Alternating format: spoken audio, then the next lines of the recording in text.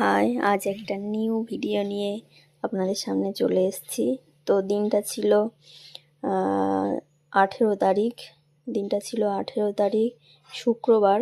তো আমি আমার ক্লায়েন্টকে সাজাতে বেরিয়ে গেলাম। এই দিনেই ছিল আমার একটা ব্রাইডাল বুকিং আর কি। ব্রাইডকে সাজাতে আমি চলে যাচ্ছি। তো দাদার সঙ্গেই যাচ্ছি আর কি। তো লোকেশান ছিল রাজুয়া খাকি। তো যেতে যেতে একটা কথা বলে নিই, আপনাদের সঙ্গে শেয়ার করি।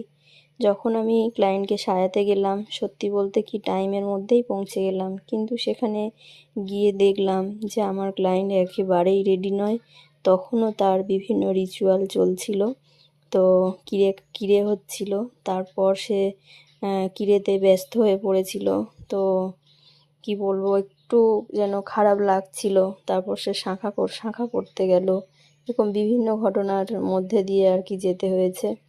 তো এবার আমরা অপর্ণাকে তুলে নেব। তো অপর্ণাকে নিয়ে এই দেখো আমরা এখানে পৌঁছে গেছি, কিন্তু তখনও পূজার কিরে কাজ চলছিল।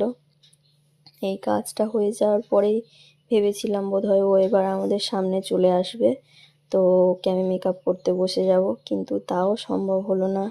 এরপরও বললো, দিদি একটু অপেক্ষা করো, আমি একটু শাঁখাটা পরে আসি। তো চলে গেল ওর দাদাদের সঙ্গে শাঁখা পড়তে। আর আমরা কি করলাম, দুজনে বসে থাকবো, চল একটু আমরা ফটো তুলি বলে আমরা দুজন এদিক ওদিক করে ফটো তুলতে ব্যস্ত হয়ে পড়লাম। এইভাবে কিছুটা সময় পার করে দিলাম। প্রায় 4:30 বাজে তখন পূজা এলো। ততক্ষণে আমরা এইগুলো একটু রেডি করছিলাম। তো আজ দেখাবো আমার মিষ্টি ব্রাইড। আমি চলে এসেছি পূজার কাছে। তো পূজার থেকে আমি জেনে নেব, তো পূজার থেকে একটু রিপ্লাই আমাদের নেব। পূজা মিষ্টি ক্লায়েন্ট। তো দেখো পূজা, তুমি বলো তুমি আমার কাছে কেমন সাজতে চাইছো, তোমার কেমন লুক চাই একটু বলো তোমার কেমন ইচ্ছে হচ্ছে বলো, বলতেই পারো, লজ্জা নেই, বলো। আমার যাতে একটু ভালো লাগে, আর খুব ডিগ্রি মেকআপ নয়, যাতে মানে আমাকে দেখতে সুন্দর লাগে, স্কিনের মানে একটু উজ্জ্বল ভাব হলেই হবে। ব্যাস, টাটা। পূজার কেমন ইচ্ছে সেটা বলে দিয়েছে। তো পূজার লুকটা আমি করছিলাম, দেখো এইবারে পূজার পুরো লুকটা আমি দেখিয়ে দেব। দেখো সবাই বলো পূজার লুকটা কেমন লাগছে।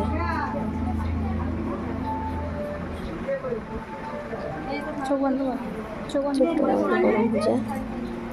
দেখো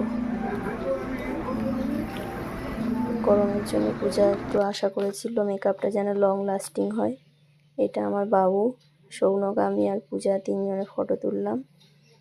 তো সবাই কিন্তু কমেন্টে